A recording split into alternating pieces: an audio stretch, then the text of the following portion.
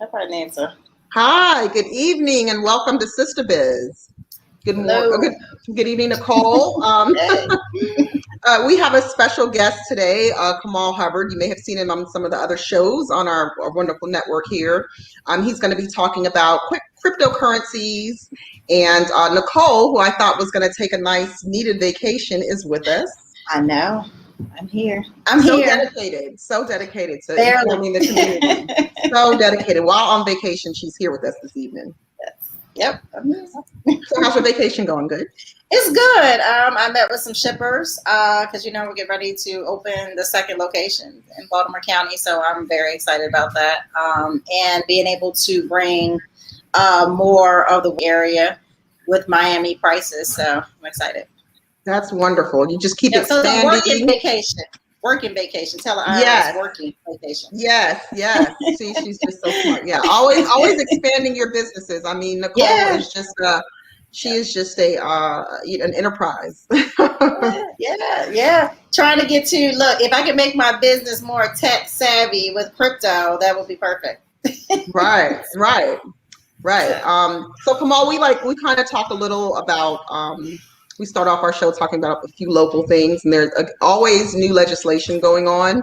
And then we'll talk to you about your background, because there's some things that we could talk to you about, our similar backgrounds in minority business organizations. But primarily, we do want to talk about the cryptocurrencies, what it is.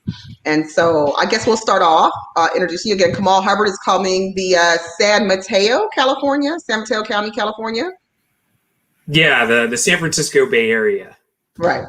So why don't you just start off telling us, who you are, a little bit about your background, and how you got into cryptocurrencies and when, because that's really important. Sure. Well, thanks again, Nicole and Tamara, for having me on your program this evening. I appreciate the opportunity to speak a little bit more about the subject, myself, and my book.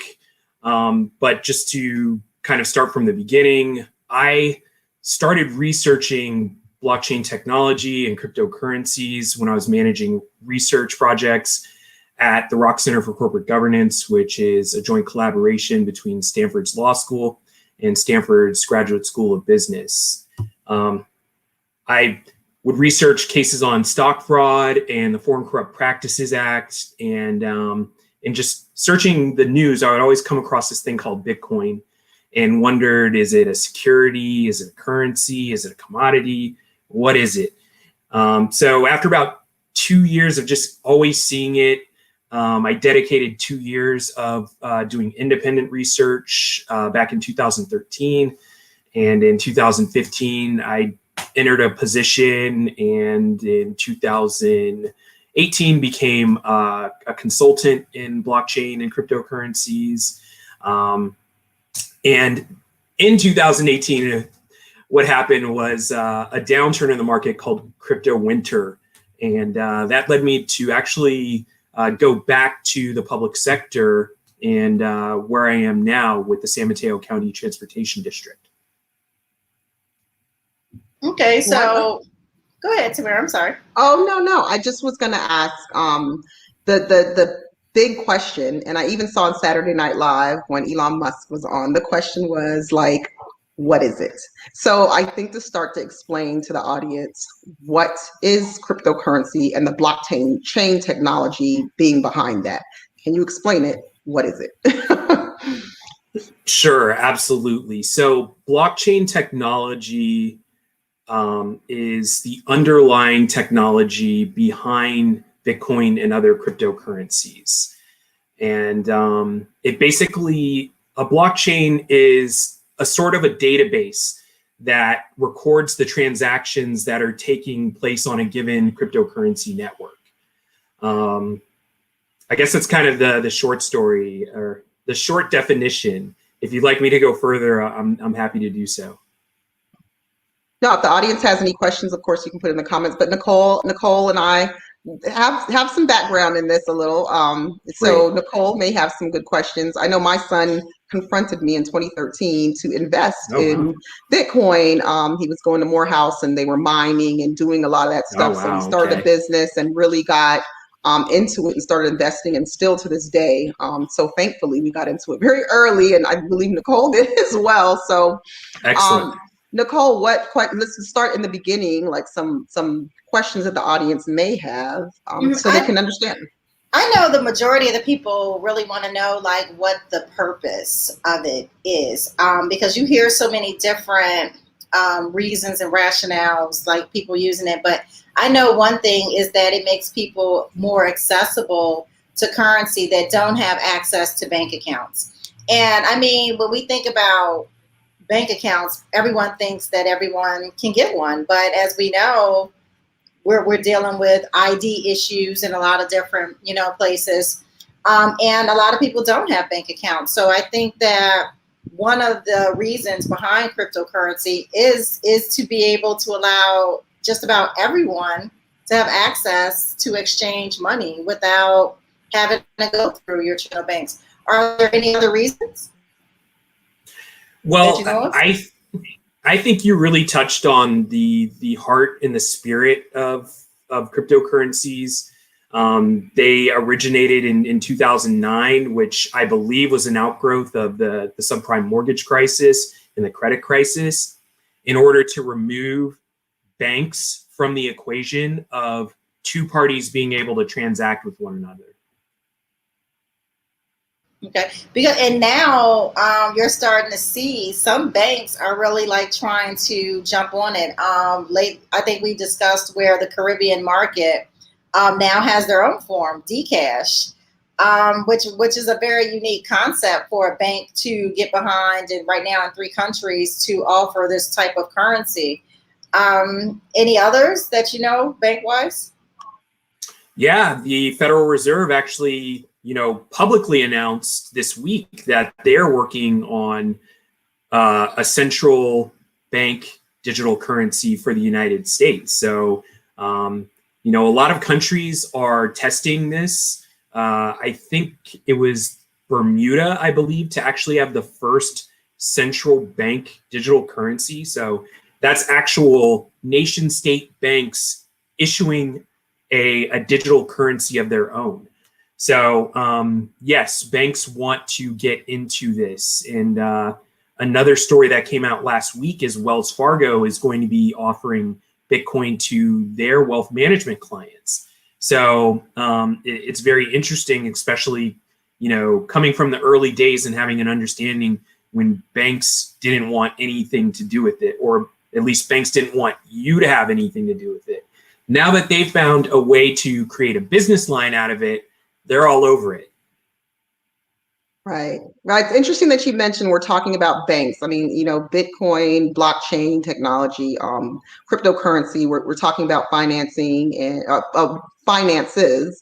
And I was watching today the Senate hearings. I heard on the radio on my way to the airport some of the Senate hearings about some of the CEOs of the banks. And just on a sidebar, because this is Sistabiz, I thought it was very interesting that the CEO of Wells Fargo, who we just spoke about, actually said that he feels that Black women are really overlooked in every industry and in the upper echelon of most corporations. So it was very interesting to see that move in doing some things. A lot of the banks are doing things that they haven't done before, to include trying to get a little more inclusive.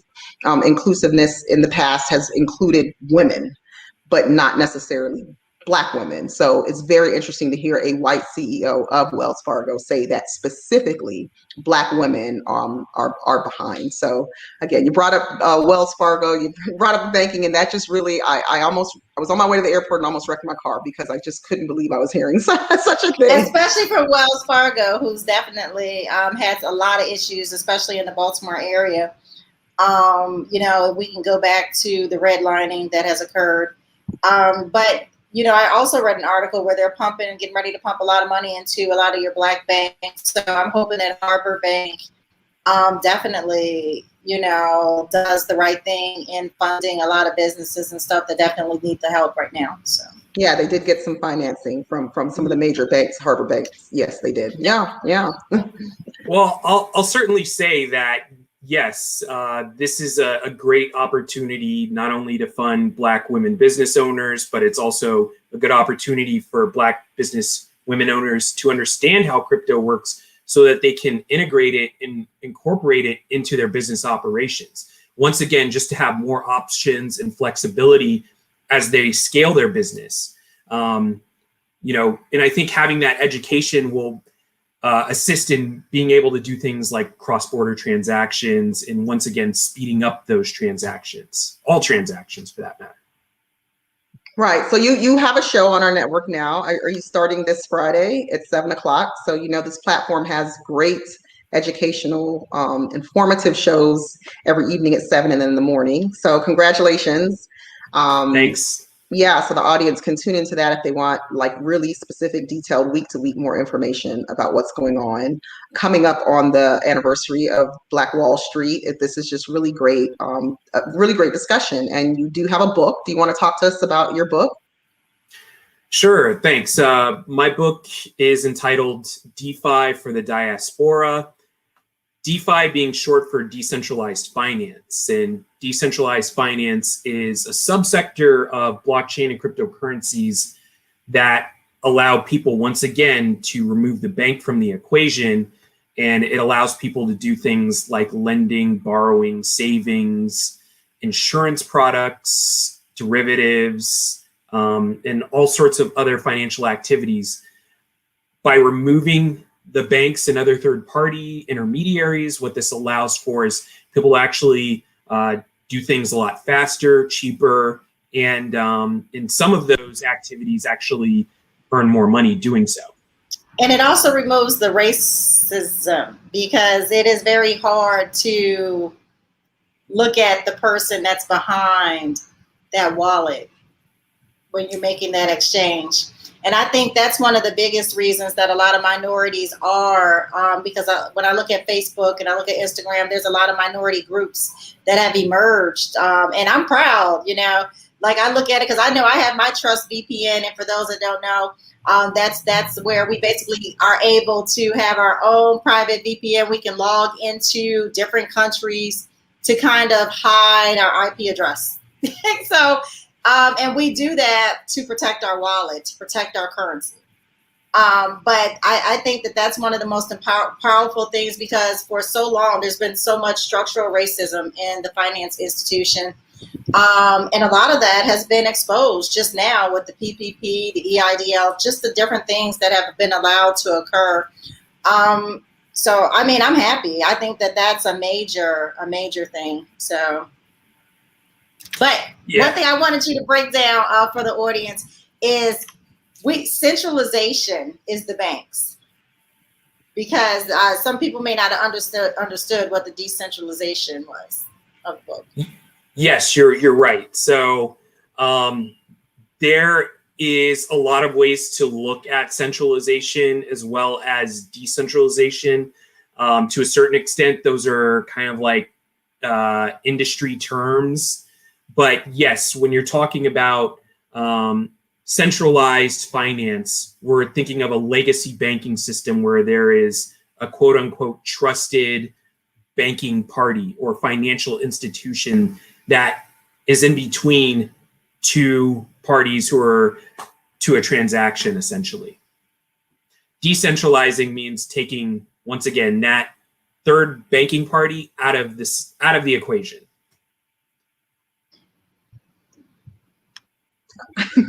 Go ahead, Nicole. And I guess for, the viewers, and we're going to like back it up. For me, I originally started with Coinbase, right? And then I went from Binance. And then I think at that same time, something about Binance was going to kick us out because they were mad with Donald Trump. It was something really weird that I kept hearing, and I was like, ooh, I better move my money. I better move my, because that's what I kept thinking, because I kept hearing it. Although, I was just like, okay. And so which exchanges, and if you could break it down, for the people, like the average person, how could they start? Well, to be very, very upfront and honest with you, I don't like to name other projects, but for the sake of our audience and helping them on board, I will go through some of which that you named. And Coinbase actually is a good starting place because the user interface is very easy to understand. They have learning modules that allow people to learn about the different cryptocurrencies.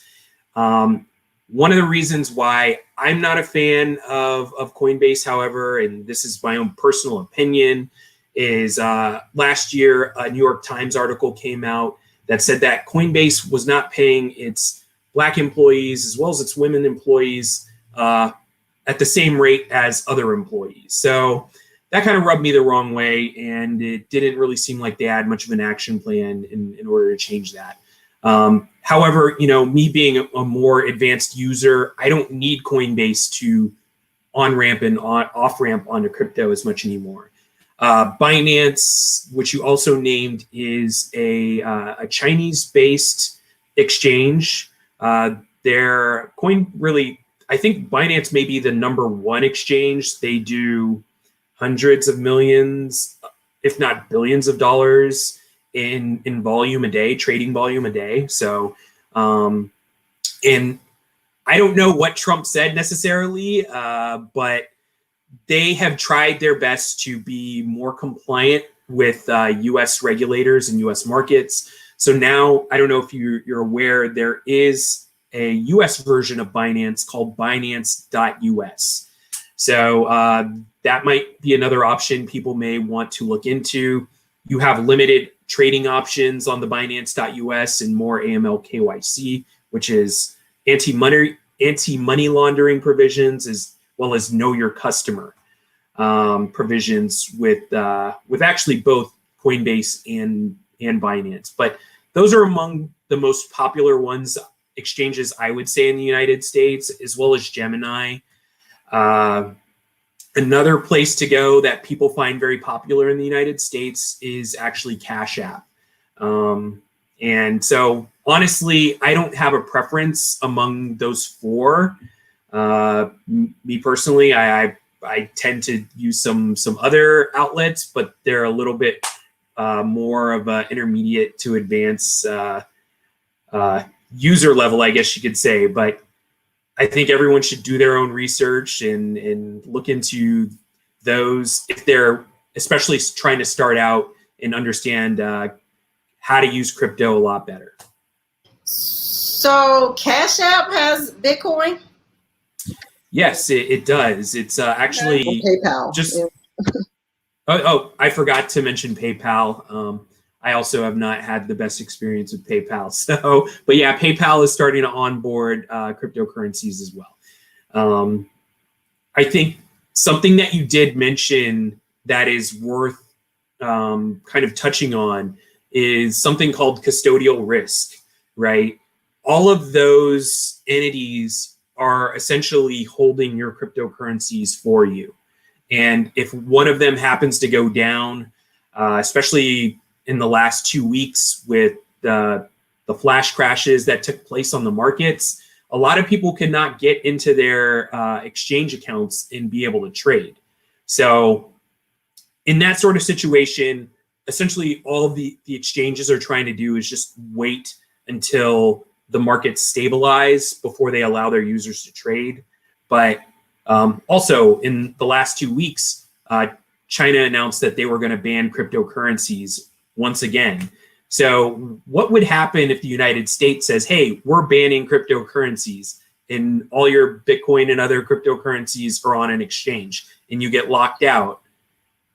That wouldn't be a good situation to be in. Well, that's why originally I started with that nano ledger. And then that was like all confusing to me, with the different codes and this, that, and that. But now I have the Trust Wallet and I like it.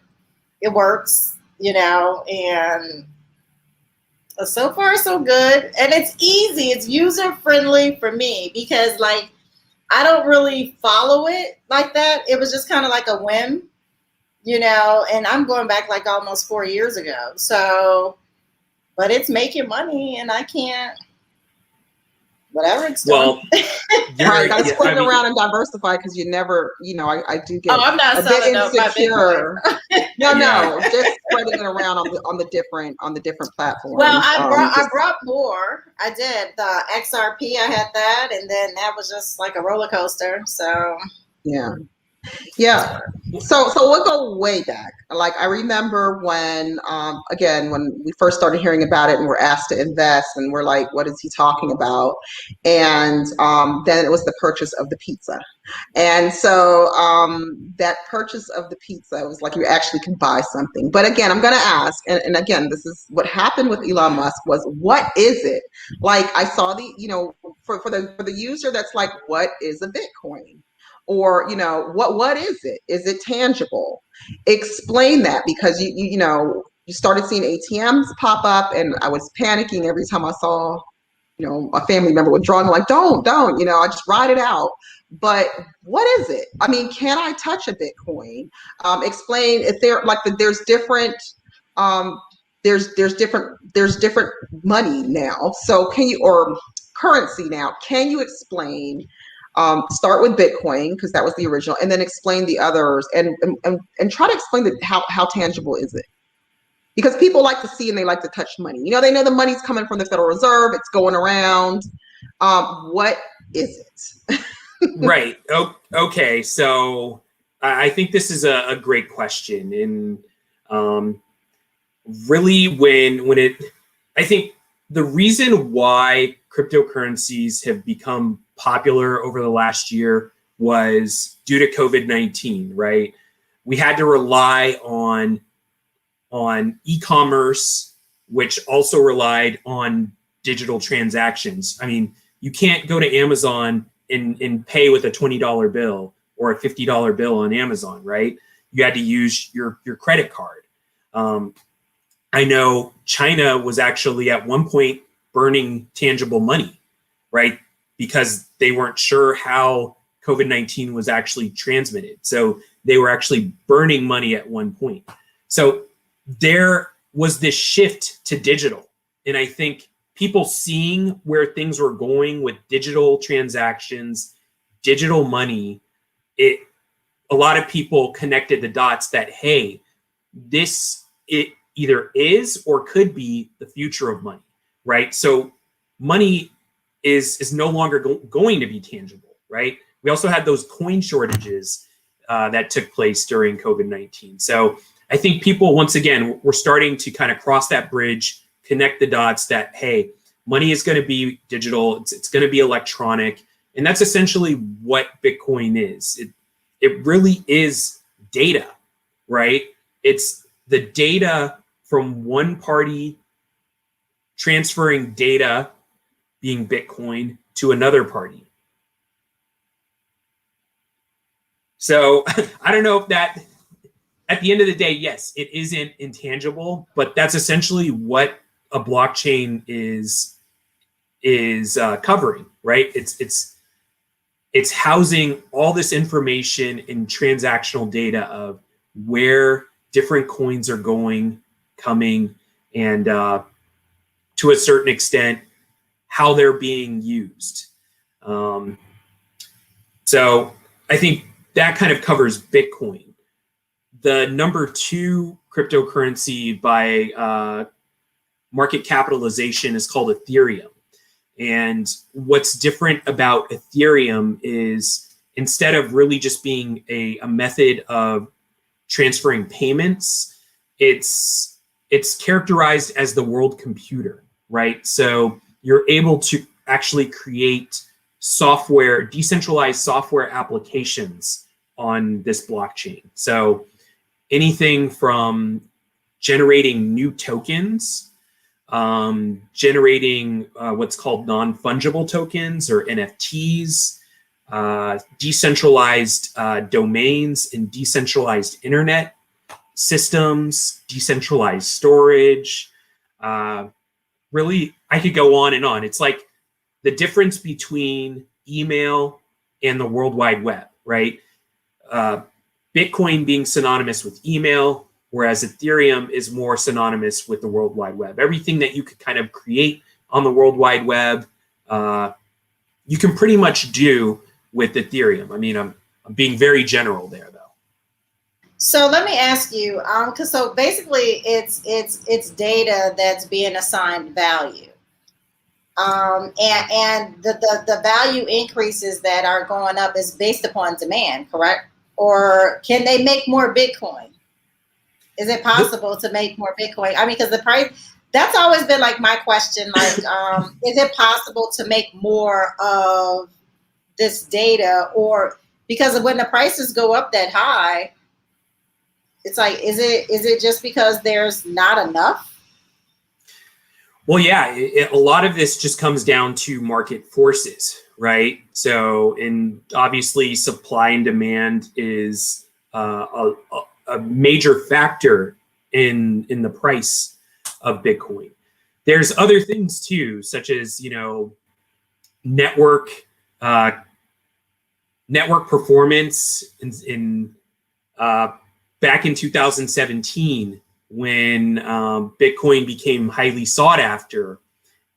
Instead of taking between about 10 and 15 minutes for a transaction to be confirmed, transaction times were taking hours to confirm at some point. So a lot of people jumped from Bitcoin to Ethereum to actually make payments faster because of less network congestion.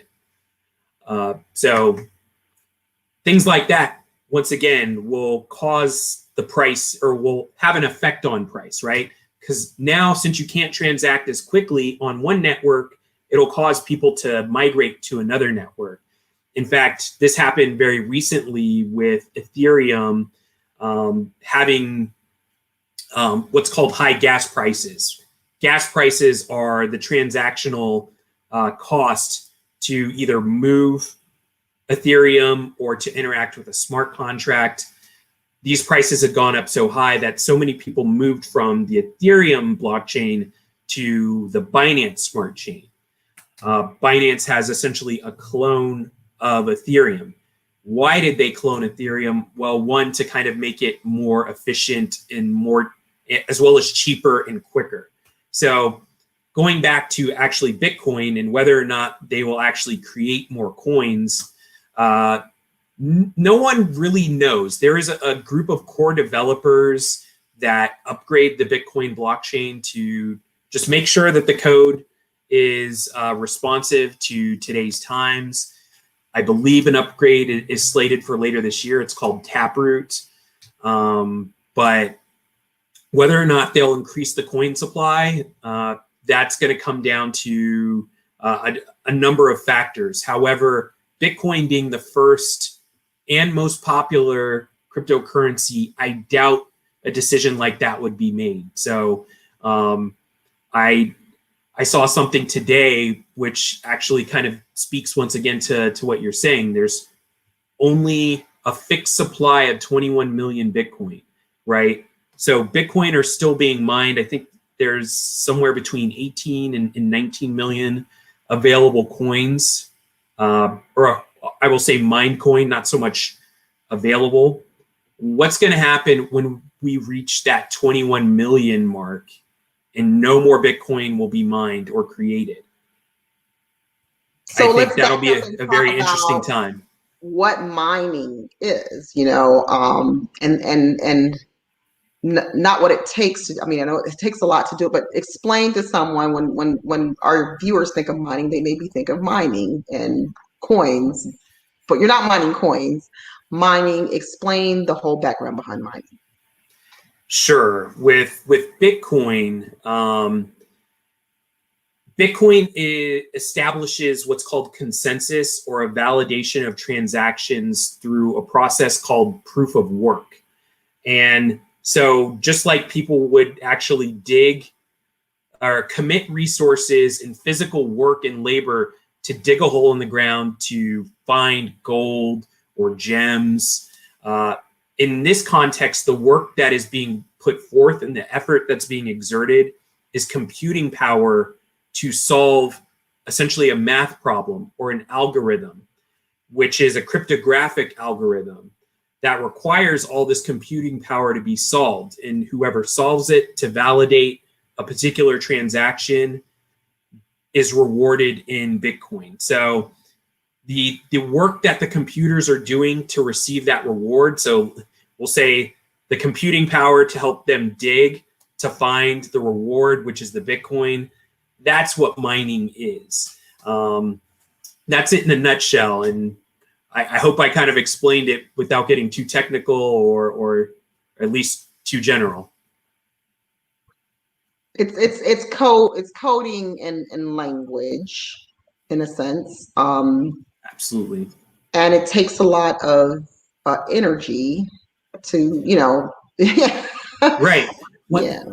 You're absolutely correct. So, these computers that are doing the mining and committing the work, these aren't like your regular laptop computers. I mean, you might be able to use a laptop computer, but these are application-specific chips called ASICs that all they are focused on doing is solving these cryptographic algorithms to win the award. And these computers will be pooled together. So people will pool their computing power to be the first one to get that reward. And these units have to run very fast. They also run very hot. And so in order to keep those machines cool so that they don't catch on fire or overheat, you need a tremendous amount of cooling power to bring the heat down. So that's where it's not very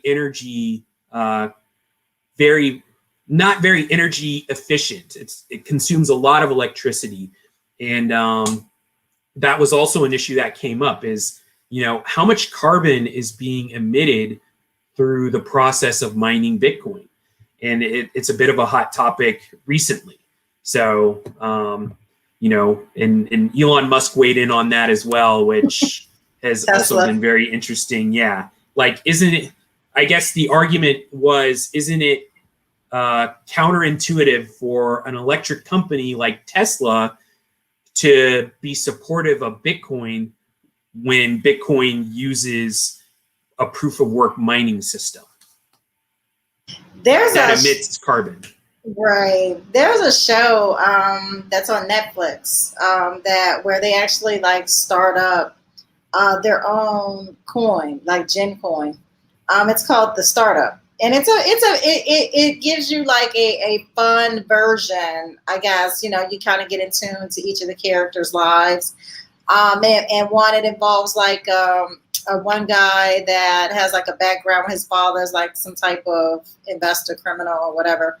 And then it's a gentleman that's from Haiti. He's a Zoe and all this stuff. And which is really an uncommon collaboration because, you have the yuppie guy, his father's this financer and just, he's a criminal. And then you have this young girl that, she's this computer person, and they together collectively come up with this coin that ends up being stolen. It's a real cute show, but it gives you a lot of background information on what you're talking about in regards to those computers and how fast. And she goes over to Cuba. I'm not going to tell the whole story, but she goes over to Cuba and you can see them plugging in all these computers and trying to run the internet. And it's real weird because, they don't really have a lot of internet, but they're running it, stealing the services from, I guess, grids down.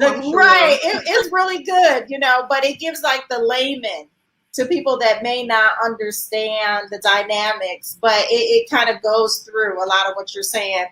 And it just to me, I knew, you know what I mean? I was oh, okay. But, to anyone that's interested in knowing, it's a pretty good show. It's called The Startup. It's on Netflix. So. But what I find interesting is how we were talking about, the lack of opportunity for banking for some of our people. They can't get a bank account. And so this is a very attractive platform for them to, but what I always want to know is, like you were talking about, the background of the platform. And so you create a platform that's attractive to us, which there's a lot of things. Nike's attractive to. There's a lot of things we're attracted to, but we are not in the back end making the bulk of the money. And so that's what's disturbing to me, because and while we talk about what it is and the background of it, and who's really making the money from this, from these different from the different cryptocurrencies, you can invest and you can make it. And I think a lot of us are not, used to the traditional Wall Street and that type of investing. And this is just more attractive, to us, not having that white broker in the suit and tie, doing the work for you, just doing it yourself. So, but again, can you talk about who's running this? Like, who is really, to make $100,000, $200,000, $300,000, cool, okay? But who's really making the money behind this cryptocurrency? That's a great question. Well, a lot of the mining resources are based. There are some American mining operations, but a lot of them are based in China. Some of them are based in Europe as well. So that gives you a pretty good idea of where a lot of activity is going. I mean, really, it being decentralized also means it's very global. If you look at certain projects, though, certain projects are more popular in different areas or with different groups as well. So once again, like, some people will have an affinity to a certain project or a certain coin. And it's almost like, a sports team to a certain extent, right? Someone will get behind a project or a coin because it really resonates with them, right? But the people who are the ones who are making a lot of money, kind of talk about this in my book. When I was working in 2018, in 2016, I started out as a trader, an over-the-counter trader. And I would do peer-to-peer trades with a lot of different people. And I kind of moved up from a lot of those small trades to brokering very large lot trades, which are very difficult to actually execute. But the people I was working with, this is after, obviously, the 2017 boom-bust cycle. That's when banks, hedge funds, family offices, private equity started to onboard onto crypto, because now they see it as a viable asset class, right? And so now they're seeing it at the record lows, and they want to get in and they want to get it because they know the cycle's going to come back, especially after seeing what happened in 2017. And so just like we're seeing, Wells Fargo is starting to offer this bank or Bitcoin to their clients. You have other venture capital firms that are heavily investing in blockchain and in crypto now too. So, and to that degree, or to the degree that it's actually happening, we have to ask ourselves, is it still decentralized? Is Bitcoin still decentralized when we have Tesla, MicroStrategy, Square, PayPal, and all these companies buying as much Bitcoin as they possibly can, right? And, to a certain extent, with Elon Musk going on Saturday Night Live, talking about cryptocurrency, then changing his mind about cryptocurrency, then changing his mind again, and everybody else who either follows him or doesn't follow him, those decisions affect the market. And to a certain extent, we're being taken for a ride. And what I put forward in my book is, hey, why don't we use this technology, which is largely open source technology or public technology, use it for our own purposes, take these third-party intermediaries out of the equation, and create a more equitable and sustainable economic and financial system. Another thing that's obviously happening with the progression and advancement of technology is a lot of this is becoming automated by AI. Like the actual provision of loans, it's going to be dictated by AI, and there's a large bias in artificial intelligence, where the program may just look at your zip code. And if your zip code doesn't have a lot of credit-worthy individuals, and we know what those credit-worthiness decisions are based on a lot of times, you automatically will not get the loan. So it's not like you can't, not as much as you can get a word in edgewise with a lot of bankers anyway. Now it'll be made automated, and it's going to shut people out even more. So like I said, now is a great opportunity before people get too complacent, right? Because financial technology is becoming easier and more accessible. You can buy stocks on your phone now. You can buy Bitcoin on your phone.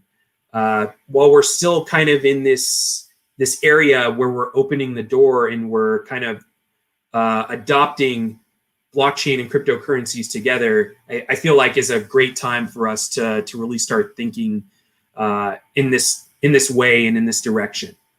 But is it possible to keep the banks out? I mean, how can we keep them out? I know that one of the saving graces that they're talking about for the post office is for the post office to get involved in blockchain and currency. And that's, I mean, how, I don't know, but it's like once they kind of get involved, it's kind of downhill at that point. I mean, you know what I mean? Because then you got the federal government really, you know. Well, my thing too is, you know, it's not necessarily, if we create the system, it's not necessarily a thing where we abandon traditional finance. In fact, I call for working with and collaborating with our black banks as much as possible, because they are the ones who have the highest percentage of granting us mortgages, granting us business loans, personal loans. So, you know, I'm making it my pledge to work with black banks so that black banks can be supportive of this new infrastructure and hopefully be the ones to kind of protect us from the larger banks out there. But to a certain extent, if you think about, if banks were to kind of come in to a decentralized platform, in order for them to centralize it, they would need to put up a significant amount of money to do it. And I mean, there's a lot of banks out there that throw money at things, and that's their business to do. But I don't know enough banks that would just want to throw away money just to kind of prove a point like that, per se. I mean, stranger things have happened, though, of course. But like I said, it would be great to have a sort of infrastructure where the banks that we work with the most are black banks, so that they can also be sustainable in this equation as well. Are there, do you know of any black banks that are like currently in the crypto? No, not at all. That's one of the things I kind of outline in my book is, hey, the regulations are there. The OCC, the Department of Treasury, the SEC have all said that banks can now have activities that involve cryptocurrencies. Excuse me. So now is the time for banks to educate themselves and inform themselves on what they can do to bring these sort of business lines in-house, so that once again, the Wells Fargos and the Bank of Americas and so on and so forth aren't doing it themselves, and they can capture as much of the market share within the black community as possible. I'm sorry. No, go ahead. I'm sorry. Go ahead, Nicole. I was just going to say that, I mean, it will be interesting to see, you know, some of our black banks, because a lot of them they can't really compete, you know, whether it's program wise, you know, financial wise, percentage, you know, loan to value. So it would be, but I think it's going to take a lot of youth coming in to kind of change the tides, you know, so hopefully we'll see. Well, I've definitely made, you know, my proposal to work with them. And if you know anyone at any banks who would be open to speaking with me, I've reached out to the National Banking Association and, you know, offered to speak. I know everyone's busy nowadays, but I've also reached out to folks at One United Bank as well. So I don't know, maybe the message isn't coming through yet, but I'm going to continue to reach out to them. I really do want to build a bridge between Black traditional finance with this new decentralized finance, because we need to be able to also have flexibility too, not be rigid and say, hey, forget the banks and let's just have this system and shut them out. Because in certain situations, like I pose in my book, right? If someone has crypto and they pass away, a perfect line for a business for a bank would be to help them with like succession planning, right? So if someone does die, they have a wallet full of crypto that it can then be passed on to their family members and their next of kin and their decedents. So that generational wealth is not lost. And once again, that's a great way for our banks to be able to provide value to crypto customers. And we have to make, go ahead, I'm sorry. No, go ahead. No, Nicole, go ahead. We have to make sure that we give a shout out to One United. That is the largest Black bank in the United States. Yes. Yeah. And the Harbor Bank here locally. So my just thought I wanted to put out there when we started talking about the post office and the banks, the more and the attractiveness to some of this with some of the younger generation that was doing some of the initial mining and getting into the cryptocurrencies was the fact that it wasn't really regulated. And so the more we see that, and I believe before even the post office or more banks get into it, it's going to cost for more regulations and things that you're talking about, estate planning. What does that mean? How do you get to someone's wallet if they were suddenly passed today? So that's going to require regulating, and then it's going to start looking a lot more like banking, which is going to turn off, many of the initial people that were turned on by this. And I do also want to say that, we talked about China and Russia and Europe, most of those areas that are creating the currencies. I am just looking forward to seeing, the East Baltimore currency get created. I'm looking forward to seeing the Oakland that remains creating. And so that's what I'm looking for. We're always the consumer, but we need to be the creator and we need to invest. And I see a big move into investing into Black businesses, but I don't want to buy any more Bitcoin. I want to buy Black coin. So what's the move there? And Ethereum and all those coins, do you know of a Black cryptocurrency? Yeah, actually, I know of a couple. So I'm an advisor to a blockchain network called the Tau blockchain network, or the Tau network. It started out as the first music blockchain, and it really recognized that Black musicians were not getting their fair share of music revenue, or the revenue that they generated from their art. So it was a blockchain that would basically document who is actually creating the music so that they could have a fair share. And if any questions came into revenue that came in, they could go back to the blockchain and see, okay, well, this person was a singer-songwriter, this person was essentially just the engineer who recorded it. That started out, once again, as a music blockchain that was focused on payments for the music industry. It upgraded to an Ethereum virtual machine style blockchain. So now it can do all the decentralized smart contracts. And they also want to continue to focus on the arts and entertainment industry, but also have a focus on Black business. So I've been working with them as well to get the word out about creating things like peer-to-peer lending on their platform, as well as reaching out to Black small businesses. I've been actually working with the Black Business Development Group out of Boston to try and work with some of their businesses and get them interested in crypto. I'd love to help out where I can in Baltimore as well as Oakland.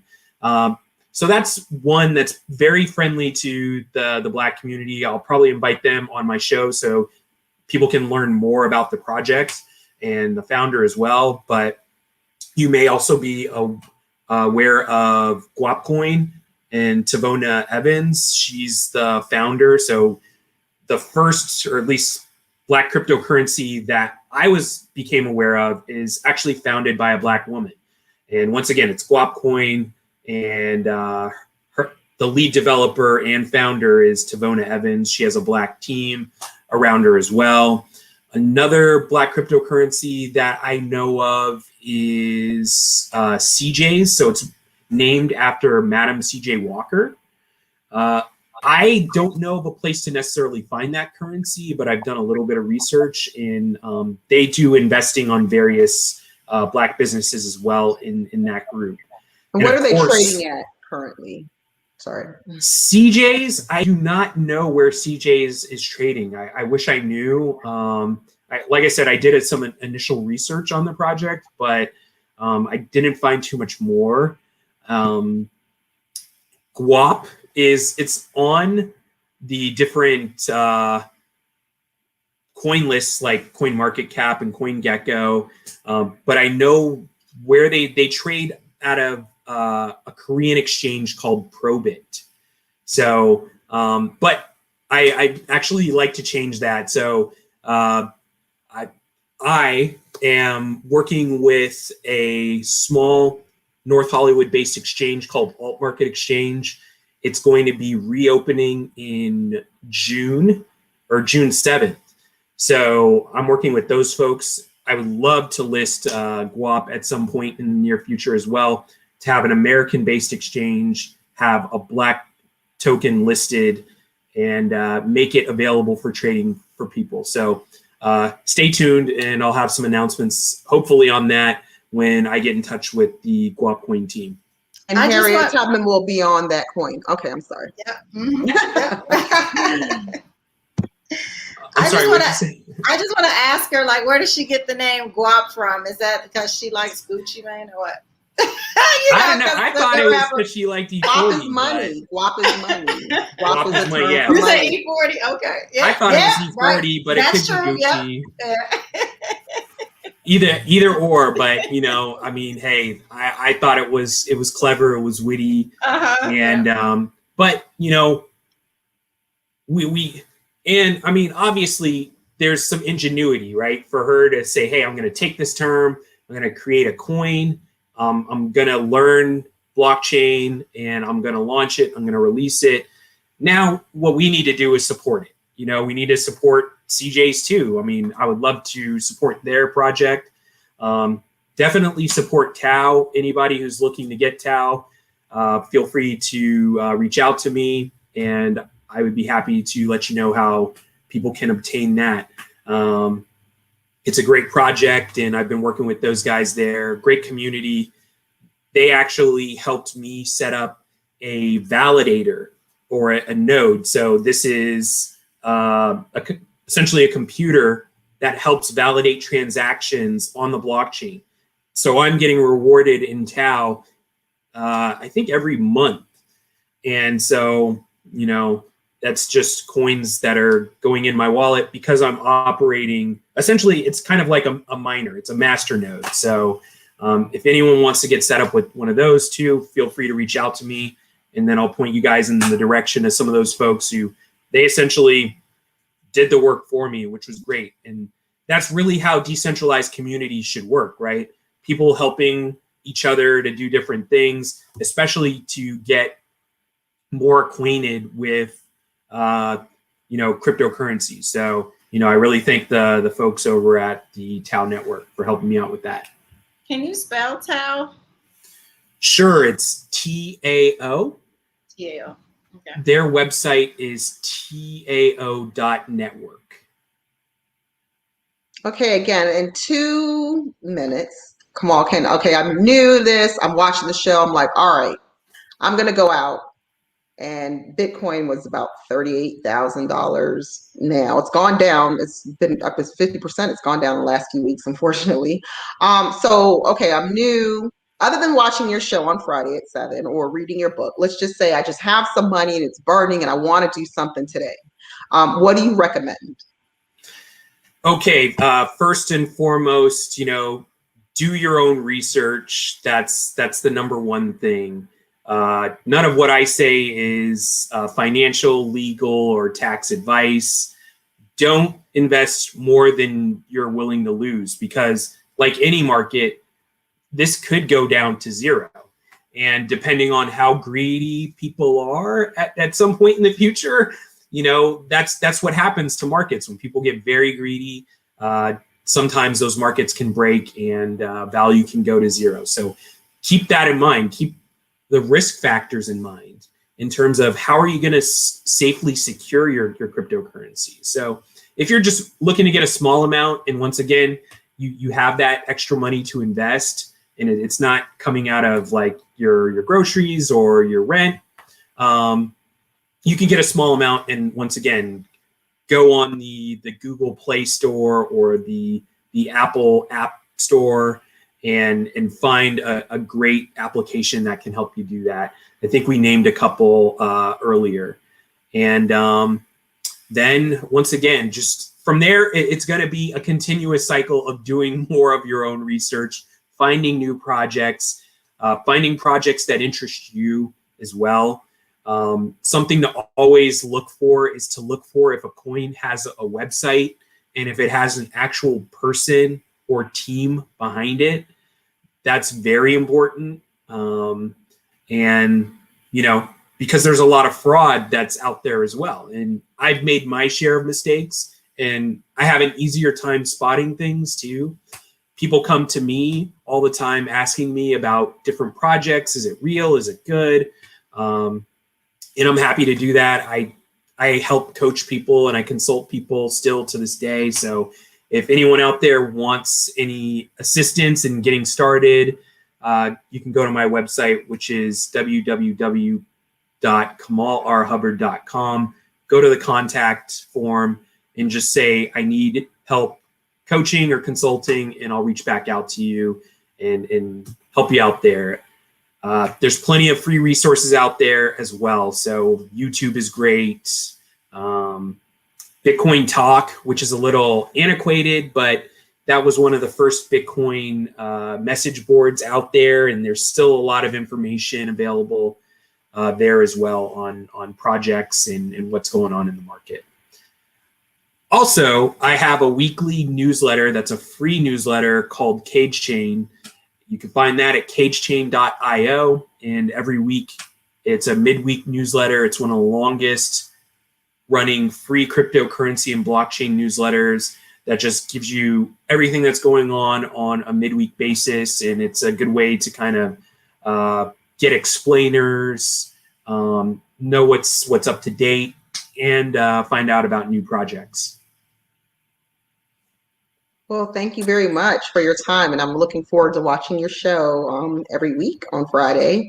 I just want to shout out Dollhouse Boutique in Baltimore on Charles Street. This is an age shirt, but I wanted to put on. Looks like a cape. It's a shirt, a Black woman-owned business that I patronize here, and I'm going to try to start wearing some of my Black woman-owned business on Charles Street, right there on Charles Street. Yeah, Dollhouse. Yes, when I've really shopped there a lot when I first moved here, and still do to this day. So shout out to Natalie Carl there at Dollhouse. Okay. So Kamal, thank you so much. We look forward to speaking to you again and watching your show. If you have any comments and you have any show ideas or someone you'd like for us to interview, viewers can always email us at sistabiz@gmail.com, sistabizshow@gmail.com. We started our new Instagram page, trying to get some more followers there at Sistabizshow on Instagram. And I guess we should create a Facebook show, but we always appreciate you guys tuning in and engaging, and make sure you send those emails for some more show ideas. And Kamal, Nicole, any parting words?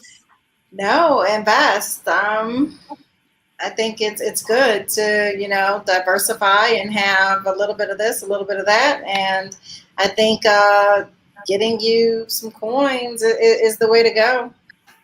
Yeah.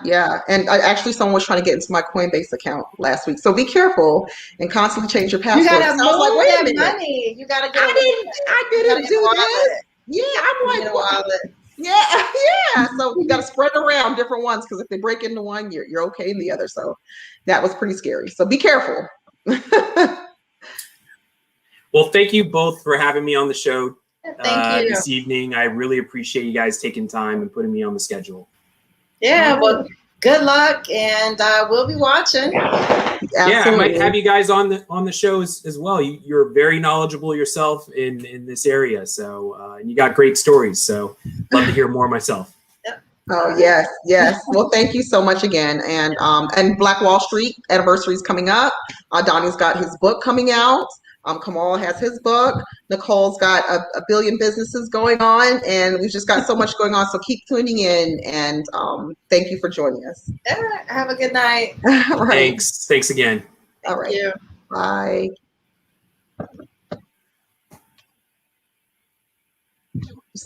We're still live. Well, I guess maybe in this last minute, I'm going to be at the DeFi app conference on Friday talking about the future of stablecoins. Okay. You can find that at defiapp.finance. So it's going to be a conference. It's a free conference on Friday that's talking about everything related to DeFi. Once again, stablecoins, NFTs, regulations, laws, all sorts of stuff. So, and make sure you sign up for that free newsletter. Yeah, and the free newsletter too. Yeah. So I'll be signing up. It's a good resource. Thank you. Thanks so much. Thank you. All right, taking us out. Okay, we're gonna leave the studio. Have a good evening, everyone. Bye. All right, have a good night. Good night.